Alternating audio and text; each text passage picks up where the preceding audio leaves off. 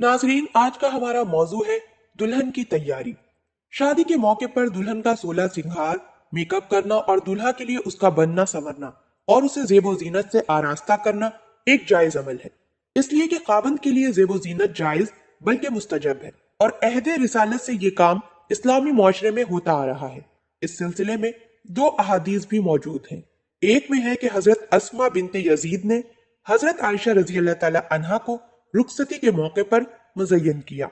दूसरी हदीस में हजरत सफिया रजी अल्लाह ताला अन्हा का वाकया है कि उन्हें हजरत इसमें सलीम ने तैयार करके नबी पाक सल्लल्लाहु अलैहि वसल्लम की खिदमत में पेश किया। इन दोनों रिवायात से दुल्हन के बनाव सिंगार का अजबात होता है, लेकिन ये बनाव सिंगार कौन करेगा? ये घर की औरतें या उनकी सहेलियां और खानदान की औरतें ही ये काम करेंगी। सदियों से ये सिलसिला इसी तरह चला आ रहा है। अब चंद सालों से ये ब्यूटी पार्लर्स का सिलसिला चल निकला है। उनमें दुल्हनों को तैयार किया जाता है और जो काम चंद रुपयों में हो जाता था उस पर हजारों रुपए खर्च किए जाते हैं। ये मगरबी मुआशरे की लानत है जो हमारे इस्लामी मुल्कों में भी फैल चुकी है। इसमें बेपर्दगी और बेहयाई का अंसर शामिल होता है। ब्यूटी पार्लर्स की सजी हुई दुल्हन चादर या बुर्का इस्तेमाल नहीं कर सकती और उसे बेपर्दा ही रहना पड़ता है। हमारे मुल्क के शहरों में शादी का इंतजाम ज्यादातर मखलूत होता है और सजी सजाई दुल्हन को मर्दों की भरी महफिल में लाकर बिठा दिया जाता है। कुरान पाक का इरशाद है, और कह दो मोमिन औरतों से कि निगाहें नीची रखें और हिफाजत करें अपनी शर्मगाहों की। कोई हर्ज नहीं उनके लिए अगर वो सामने आए अपने बापों के और अपने बेटों के, अपने भाइयों के और अपने भतीजों के, भांजों के और अपनी जैसी औरतों के। इस्लाम ने औरतों के हुदूद सिर्फ उसके महरम के देखने तक मुकर्रर की हैं। सर धज कर एक जम गफीर के सामने बैठना कतई तौर पर गैर शरई है।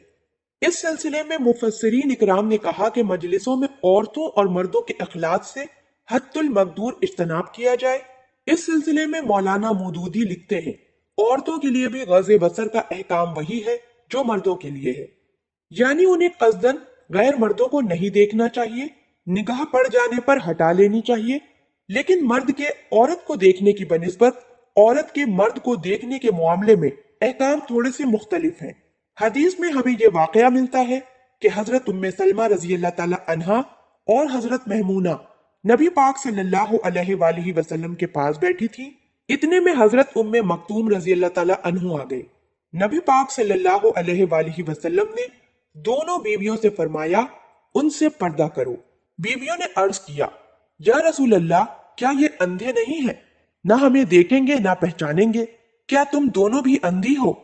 क्या तुम उन्हें नहीं देखती? हजरत उम्मे सलमा तसरी करती हैं, ये वाकया उस जमाने का है जब पर्दे का हुक्म आ चुका था, और उसकी तायीद मुअत्ता की ये रिवायत करती है कि हजरत आयशा रजी अल्लाह ताला अन्हा के पास एक नाबीना आया तो उन्होंने उससे पर्दा किया। कहा गया कि आप उससे पर्दा क्यों करती हैं? ये तो आपको नहीं देख सकता।